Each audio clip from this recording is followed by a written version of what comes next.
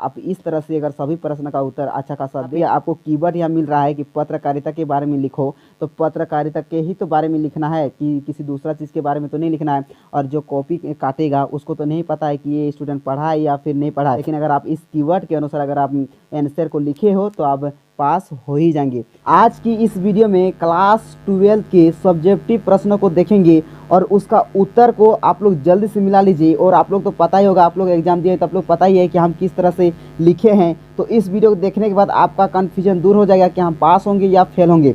तो हिंदी कोर का है तो ये कंपलसरी है। और यहाँ पे चेकआउट करो, इसमें यहाँ पे आप लोग को यहाँ सब कुछ देखने को मिल जाएगा।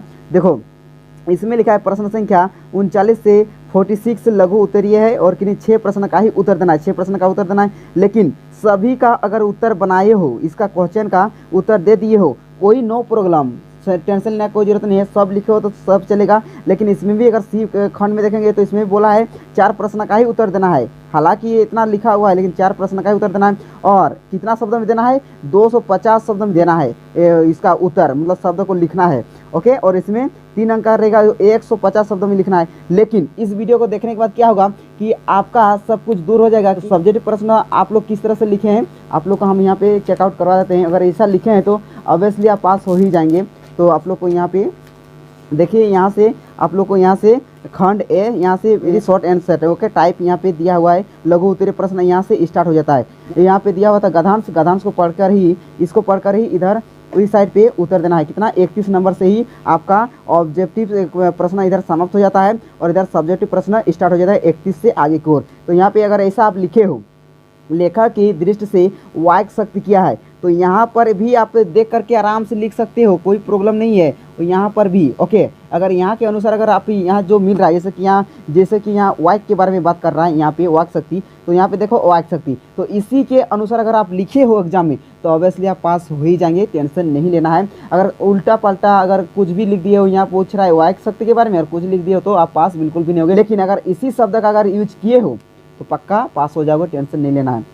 और देखो इसका राइट आंसर कैसा होगा, वाक्य में जो लेखक की दृष्टि से वाक्य शक्ति क्या है, ऐसा क्वेश्चन पूछा था, तो इसका राइट कैसा आंसर हो जाएगा, वाक्य में संकेतित अथवा मुख्य अर्थ का बोध कराने वाली वृत्तियां शक्ति अभिधा कहलाती है। क्या कहलाती है, अभिधा कहलाती है। ओके, अगर ऐसा आप लोग इससे भी अगर सरल शब्द में लिखे हो तब भी आपको 3 नंबर या 2 नंबर तो पक्का मिल ही जाएगा। ओके, और देखते हैं 32 में कैसा क्वेश्चन पूछा गया था, यदि मनुष्य में वाक्य शक्ति ना होती तो क्या होता। तो ऐसा अगर इसमें कैसा लिखना है, हम में वाक्य शक्ति ना होती तो मनुष्य गूंगा हो जाता। तो अगर वाक्य शक्ति ना हो तो वो कुछ तो लिख भी नहीं सकता है, ना ही बोल सकता है। अगर बोलेगा नहीं तो कुछ तो होगा नहीं दुनिया में, है ना। बोलोगे तो ही तो आगे निकलोगे, तो वो गूंगा बन जाता है। अगर इसी के अनुसार अगर लिख दिए हो तो नंबर फिक्स है। उसके बाद बातचीत, क्वेश्चन नंबर 33 में देखते हैं। क्वेश्चन नंबर 33 में कैसा पूछ रहा है, बातचीत की क्या उपयोगिता है, तो इसमें लिखना है वार्तालाप का अगर यूज किए हो इसमें तो पक्का नंबर फिक्स है। या इसी से रिलेटेड लिखना है, कोई जरूरत नहीं है यही सब लिखना है। तो वार्तालाप या बातचीत मुख्य मनुष्य द्वारा समाज में परस्पर संपर्क कायम का यूज किया है इसमें। संपर्क कायम करने का एक बहुत अच्छे और स्वाभाविक माध्यम है। उसके बाद इससे मनुष्य अपने विचारों का आदान प्रदान करता है। अगर हो गया इसमें, आप चलते हैं इसमें आते हैं। तो इसमें हम यहाँ जितना यहाँ बताया गया है, यहाँ पहले में देखो यहाँ पे बताया गया है कितना से कितना लिखना है। यहाँ 31 से 38 तक प्रश्न दिया है, लघु उत्तरीय प्रश्न, लेकिन जो आप जान रहे हो उसी को लिखना है। तो यहाँ 6 प्रश्न का ही उत्तर देना है। तो हम 6 प्रश्न का ही उत्तर दें, 1 2 3, ये सब हमको आ रहा है तो हम इसी को ना उत्तर लिखें। तो ये सब हमको आया तो हम इस सब को लिख दिए, तो ऐसा करना। लेकिन अगर आप इसको भी बनाए हो और इसको भी बनाए हो तो नो प्रॉब्लम। ओके, तो यही हम बताना चाह रहे हैं। तो उसके बाद इसको हम लिख रहे कुंवर नारायण अथवा धर्म भारती की किन्हीं 2 रचनाओं के नाम लिखें। तो कुंवर नारायण का क्या क्या है, एक है आत्मजयी और चक्रव्यूह है, ये है कुंवर नारायण का। ओके, और धर्मवीर भारती का रचना का क्या क्या नाम है, गुनाहों की देवती और सूरज का 7वां घोड़ा। ये अगर आप लोग लिखे हो तो 2 नंबर एकदम फिक्स है। अब चलते हैं 37 को। 37 में कैसा पूछ रहा है, यशोधर बाबू के बारे में आपकी क्या धारणा बनती है? तो क्या धारणा बनती है, तो हम यहाँ आपका छोटा छोटा लिख दिए हैं आप लोगों को समझाने के लिए। आप लोग इससे भी लॉन्ग लिखना होगा तो ही आपको नंबर मिलेगा। जैसा क्वेश्चन में दिया है उसी के अनुसार लॉन्ग में लिखना है। तो यहाँ जगह नहीं बन रहा था, इसलिए आपको शॉर्ट क्वेश्चन में ही शॉर्ट आंसर हम दे दिए हैं। यशोधर बाबू के विचार पूरी तरह से पुराने हैं और वे अनुभूति के पात्र नहीं है। ओके, पात्र नहीं है। अगर आप इसी के अनुसार अगर लिख दिए हो, मतलब पुराने की मतलब कि वो जो पुराने जो विचारधारा, जैसे कि उन लोग पुराने परंपरा को मान रहा था और उसका जो बेटा था उन लोग के न्यू स्टाइल भी, जैसे कि हम लोग न्यू स्टाइल में कुछ भी कपड़ा पहनते और पहले का बुजुर्ग कैसा पहनते थे, जैसे उसी का परिवर्तन हुआ है। तो उसी के बारे में यहाँ पे जिक्र किया है। बस यशोधर बाबू के बारे में यहाँ लिख देना है तो नंबर मिल गया। बस अब चलते हैं 38वीं कैसा पूछा है, सिंधु घाटी की सभ्यता मूलतः खेतिहर और पशुपालन सभ्यता थी, स्पष्ट कीजिए। तो ये देखो, ये हिस्ट्री पर भी ये क्वेश्चन है, लेकिन ये हिंदी में क्वेश्चन पूछा है तो हिंदी के अनुसार ही तो पाठ में जैसा दिया है वैसा ही तो आपको लिखना है। तो यहाँ पे हम इस तरह से लिखे हैं, कुछ विधानों का मानना है, मतलब मनुष्य का मानना है कि वह मूलतः खेतिहर और पशुपालन सभ्यता की थी, जबकि कुछ का भ्रम ये था कि यहाँ आज अनाज का उपजाव नहीं था, उनका आयात ही होता था। देखो, ये भी क्या होता है कि यहाँ पे पहले वहाँ पे क्या अनाज नहीं उगाया जाता था, लेकिन आजकल सब कुछ परिवर्तन हो गया है। तो पशुपालन भी यहाँ पे पशुपालन की भी बात में इसमें जिक्र कर रहा है। तो पशुपालन के बारे में बताना है और खेतिहर के बारे में अगर लिख दिए हो और सिंधु घाटी के अनुसार लिखे हो तो नंबर मिलेगा ही मिलेगा। आप चलते हैं सेक्शन नंबर बी में। यहाँ पर भी कितना क्वेश्चन का यहाँ पे बात किया है, कितना क्वेश्चन देखो, इसमें कितना क्या है 39 से 46, यहाँ इसमें 6 प्रश्न का ही उत्तर देना है। आप यहाँ हम जाते हैं तो देखो इसमें कितना 6 प्रश्न का उत्तर देना है, तो 6 प्रश्न और ये तीन नंबर का है, 3 नंबर का। ओके, यहाँ पर भी लिखा हुआ है 3 नंबर और 3 नंबर का है, तो इसमें 150 शब्दों में ही आपको उत्तर देना है। लेकिन हमें छोटा सा लिखे हैं क्योंकि जगह नहीं बन रहा था, और वहाँ आपको पूरा फुल अगर किए हो, पूरा एकदम लिख दिए हो तो पक्का एकदम नंबर मिलेगा। एकदम 100% लिख के देते हैं। अगर कुछ भी लिखे हो ना तो नंबर मिलेगा ही मिलेगा। अगर 150 शब्दों में और 200 शब्दों में भी अगर आप लिख दिए हो तो कुछ प्रॉब्लम नहीं है। तो ये देखो 39 में क्या पूछ रहा है, बच्चे अपने जन्म के साथ क्या लेकर आते हैं? तो क्या लेकर आते हैं? कपास लेकर आते हैं, ऑब्वियसली बात है। तो कपास के बारे में ही तो पूरा जिक्र कर देना है कि कैसे क्या होता है, कैसे क्या होता है। तो अगर कपास अगर पढ़े हो तो कपास के बारे में पूरा लिख देना है तो नंबर तो मिलेगा 40। अब चलते हैं 40 क्वेश्चन नंबर में कैसा पूछा है, भाषा का सहूलियत से बरतने का क्या अर्थ है? तो क्या अर्थ है, तो इसका अभिप्राय है कि हमें भाषा का प्रयोग उचित प्रकार से करना चाहिए। क्या उचित प्रकार से करना चाहिए और ज़्यादा लिखना है। ओके, हम यहाँ समझा रहे हैं आप लोग को कि ऐसा अगर आप लिखे हो तो ठीक है। उसके बाद क्वेश्चन नंबर 41 को चलते हैं। 41 में पूछा है शमशेर की कविता, शमशेर जो बहादुर सिंह है उसमें कविता के सुबह का जीवान मतलब सब जब उसका सुबह होता है तो उसमें क्या क्या परिवर्तन होता है, क्या चित्रण होता है, क्या पुष्टि, तो उसके बारे में उसका पुष्टि कर देना है। तो क्या इसमें कैसा लिखना है, शमशेर की कविता मतलब उषा से पाठ से लिया गया है। तो उषा गाँव के जीवन का जीवांत चित्रण है। इस कविता में कवि शमशेर बहादुर सिंह ने ग्रामीण उपमानों का प्रयोग, मतलब गाँव के लिए उपमानों का प्रयोग गाँव के सुबह में गतिशील शब्द चित्रण के माध्यम के सामने लाने का प्रयास किया है। ओके, मतलब कि गांव में कैसे सुबह होता है, कैसे लोग कहाँ जाते हैं, कैसे क्या करते हैं, उसी के बारे में पूरा डिटेल्स दिया हुआ है।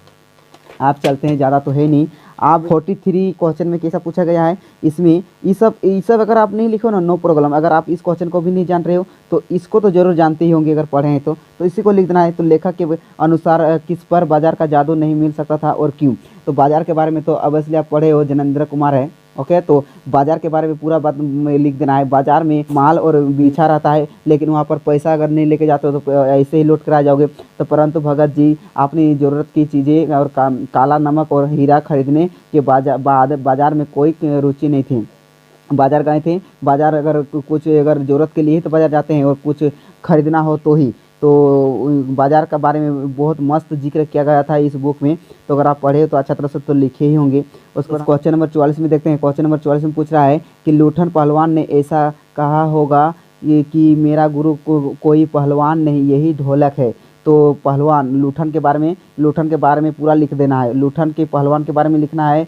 आप ढोल के बारे में जिक्र करना है। अगर प्रश्न में कुछ नहीं बुझा रहा है तो ढोल के बारे में लिखना है। ढोल इसको कैसे पसंद आया, कैसे इसको अच्छा लग रहा था, ढोल का आवाज़ कैसा, ये दीनक दादी ने ऐसा आवाज़ लिख देना है। पूरा एकदम जिक्र करना है इसमें। तो लूठन पहलवान जब पहली बार पहलवानी करने दंगल में जाता है दंगल में गया था, है ना, वहाँ पे। तो वहाँ क्या हुआ था, जंगल में जाता है तो लोटन पहलवान ढोल को अपना गुरु मानता है, ढोल को अपना क्या मानता है, गुरु मानता है, और उसको वो बहुत ही प्रेम करते हैं ढोल को। ओके, क्वेश्चन नंबर हम लोग 45 क्वेश्चन है। 45 में पूछ रहा है सीरीज का फूल संकुलता के चित्त के को किस प्रकार प्रभावित कर रहा है, किस प्रकार प्रभावित कर रहा है। सीरीज के फूल को, जो सीरीज के जो पुष्प है फूल, ओके, तो उस शीत पुष्प भी उसको कहा जाता है। और ये कब से कब होता है, तो ये भादो और आषाढ़ माघ में इसको फूलता है, झड़ता है। तो इस पार्ट में भी लेखक ने बहुत अच्छा तरह से सीरीज के फूल के बारे में बहुत ही अच्छा तरह से डिस्कस किया था। तो अगर आप पार्ट को पढ़ के गए थे तो आप तो लिखे ही होंगे इसको।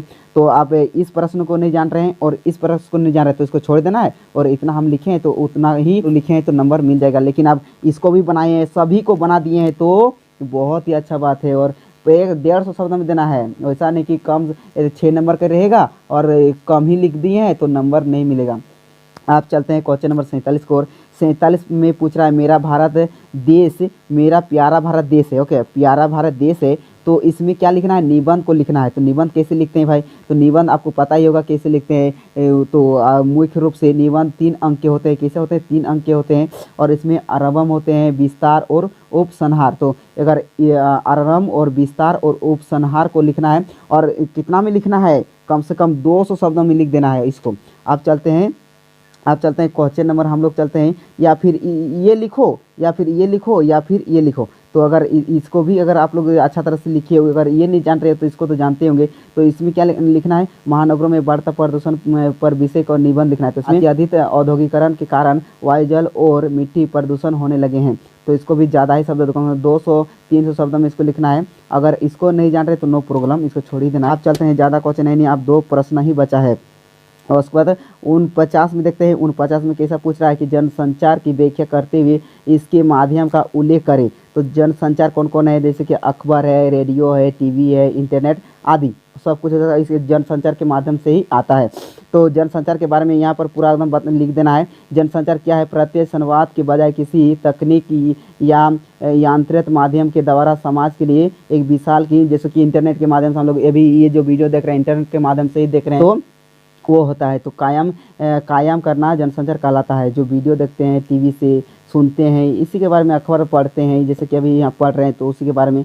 तो अगर आप ये जो प्रश्न है इसके बारे में क्या क्या है, इसमें प्रसंग, व्याख्या, संदर्भ, इसमें इसको पढ़ के लिख देना था। लेकिन अगर इसको लिखे हैं तो इसको छोड़ दिए हैं तो नो प्रॉब्लम है। तो इसको भी छोड़ दिए तो नो प्रॉब्लम, ये भी नहीं जान रहे तो और लिख दिए हैं तो और अच्छा बात है। आप चलते हैं 52, क्वेश्चन नंबर 52 में पूछ रहा है कि पत्रकारिता किसे कहते हैं, पत्रकारिता के प्रकार को लिखें। तो इसको भी कम से कम 300 शब्दों में इसको लिख देना है। तो पत्रकारिता आधुनिक सभ्यता का एक प्रमुख व्यवसाय है। पत्रकारिता के भी अनेक माध्यम हो गए हैं, जैसे अखबार, पत्रकारिता, रेडियो, दूरदर्शन, वेब पत्रकारिता आदि। तो इसको सबसे ज़्यादा एकदम लिखना है, ओके, तो ही आपको अच्छा खासा नंबर मिलेगा। तो अगर आप इस तरह से अगर सभी प्रश्न का उत्तर अच्छा खासा दे दिए हैं, जैसे पूछा है यहाँ पे हेडलाइन, यहाँ पे आपको कीवर्ड यहाँ मिल रहा है कि पत्रकारिता के बारे में लिखो, तो पत्रकारिता के ही तो बारे में लिखना है, कि किसी दूसरा चीज़ के बारे में तो नहीं लिखना है। और जो कॉपी काटेगा उसको तो नहीं पता है कि ये स्टूडेंट पढ़ा है या फिर नहीं पढ़ा। अगर आप नहीं भी पढ़े हो तो भी आप पास हो जाओगे, क्योंकि उसको पता नहीं है कि ये बच्चा पढ़ा है या फिर नहीं पढ़ा है। लेकिन अगर आप इस कीवर्ड के अनुसार अगर आप आंसर को लिखे हो तो आप पास हो ही जाएंगे। तो चलिए दोस्तों, आप विदा लेते हैं इस वीडियो में। इंटरेस्टिंग वीडियो साथ मिलते हैं, तब तक के लिए जय हिंद, वंदे मातरम। अपना ख्याल जरूर, ऑल द बेस्ट।